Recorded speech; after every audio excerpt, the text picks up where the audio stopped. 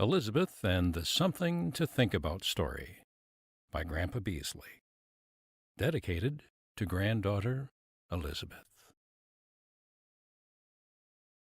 Elisabeth was in first grade when she and her mother moved to another city. They moved into her great-uncle Myron's house. It was a nice house. It was big and old and solid. Uncle didn't live in it. He lived in the carriage house behind the big house. That was where he had a workshop, and that was where he wanted to be. So Elisabeth and her mother lived in the big house by themselves. They all gathered together in the big house for dinner at the end of each day. Mom cooked the dinners. Elisabeth did her homework at the kitchen table after dinner. Some of her homework was reading out loud. Elisabeth read, ball, rolled, Mom said. Rolled, Elisabeth repeated. Start again, Mom said. Elisabeth read, ball rolled under the pit. Uncle looked over Elisabeth's shoulder and read the word. It was picnic. He told her it was picnic. It was not an easy word for someone in the first grade. Elisabeth read, ball rolled under the picnic table. And she stopped. She was tired of reading. It was hard. She put her head down on the book and closed her eyes. Being in a new school wasn't fun. Learning to read wasn't fun. The kids in her class were weird. Uncle said, I've heard about another girl who didn't enjoy learning how to read. She was about your age. Without raising her head and sounding bored, Elisabeth asked, What was her name? Uncle said, It was Elisabeth, just like you, but she was called Beth. This was 15 or 20 years ago. Where is she now? Elisabeth asked, raising her head. Oh, I think she's back in town somewhere, Uncle said. She went away for a while. Where? Elisabeth asked. It is a strange story, Uncle answered. Want to hear it? It'll give you something to think about. Sure, Elisabeth agreed, glad to have something besides reading to think about. The story that Uncle told. The story starts with a young man who once lived in this town. His name isn't important. What is important is knowing that he was a bad traveler. He got bored when he traveled. He complained. He whined. He was always asking how much farther and how much longer before the trip was over. He was a bad person to travel with. He was also smart and good with his hands. He decided to invent an instant travel machine. The young man, let's call him M, learned that there was another inventor who was already working on fast travel. The problem, and it was a big problem, was that the other inventor was on the other side of the ocean. M would need to take a trip on a boat to meet that inventor. It would be a long trip. M decided to make the trip. On the first day of the trip, he kept quiet. He complained a tiny bit on the second day. Each day after that, he complained more and more until after a week, he was complaining and whining and moaning all the time. He was driving everyone on the boat crazy.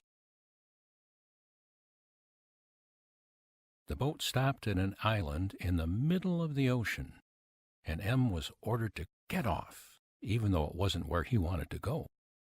They just dropped him and his luggage off and left. As the boat sailed away, the captain said, Funny, I've never noticed that island before." No one had noticed that island for a very long time. It was a wizard's island, and the wizard had kept it invisible for 100 years. Now the wizard was very, very sick and was too weak to keep the island invisible any longer. He was glad to see Em. The wizard greeted Em, and after some conversation said, "I will let you have my books and research and secrets if you keep this island invisible after I am gone." Em said, "Okay. Anything else?" "Yes," the wizard said. "You must promise to take care of my special helpers." "Huh?" Em said. The wizard whistled, and several weird-looking, but nice, creatures came quietly out of a palm tree grove.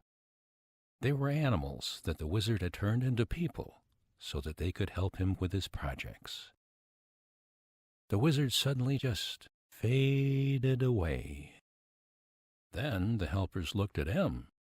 He was the boss now, and they hoped he could do the job. It was lucky that Em could read. He was able to understand the secret instructions that the wizard had written down. He learned how to make the island invisible again. That made the helpers very happy. Em spent years reading the wizard's books and experimenting with what he discovered in them. That is how he discovered instant travel. Boy, oh boy, was that great news for him. "Okay," Em told the helpers. "I'm going to try a teensy experiment." The helpers nodded and smiled. They could see that he was happy. "And I may be gone for a minute or two, but I'll be right back," he told them. They looked a little worried. They didn't want to be by themselves. One asked Em, "Where you going?" "I'm going to visit my hometown, but I'll be right back," Em said. "I want to see if this instant travel is set correctly." Uncle Myron, who was telling this story, paused and said to Elisabeth, "Now I'm going to tell you a little about Beth." Elisabeth said, "Finally."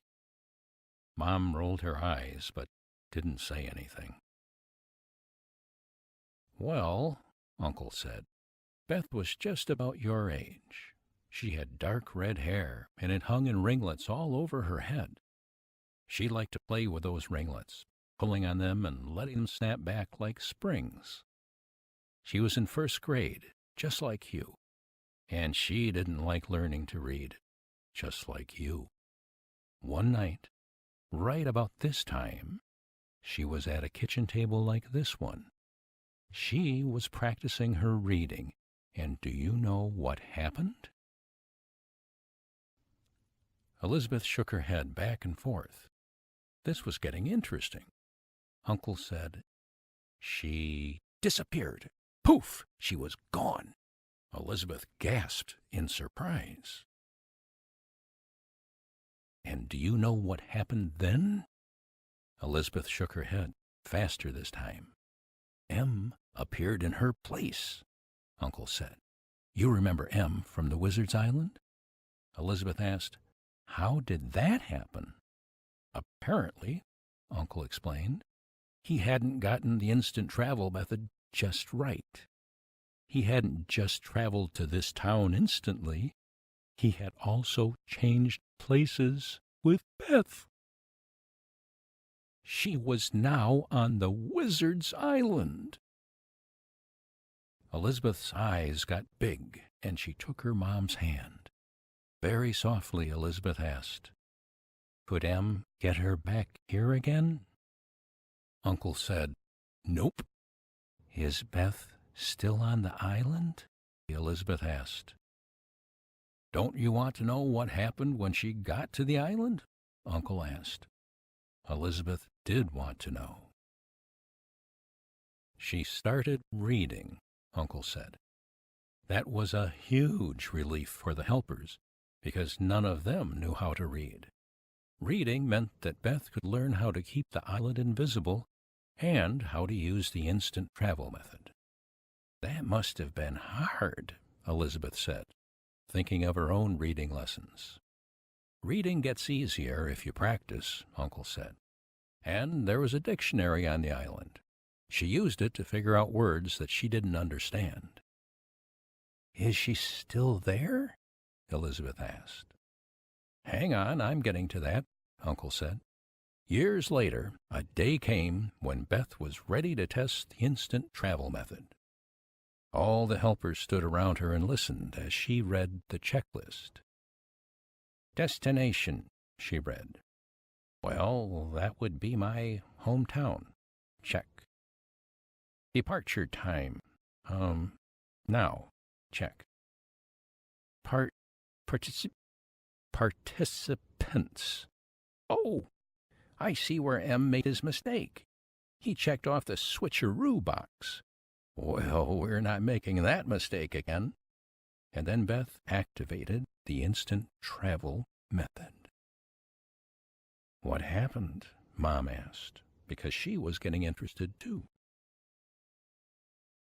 Beth disappeared, Uncle said. And so did the helpers. Both Elisabeth and Mom gasped. This was incredible. Where did they go? Elisabeth asked.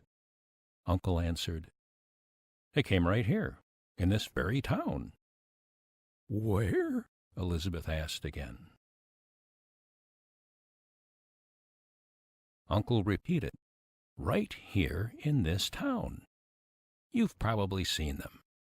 Beth is a grown-up woman now, but I think she still has those dark red ringlets, and the helpers look a little different than most people. The helpers used to be animals, you know.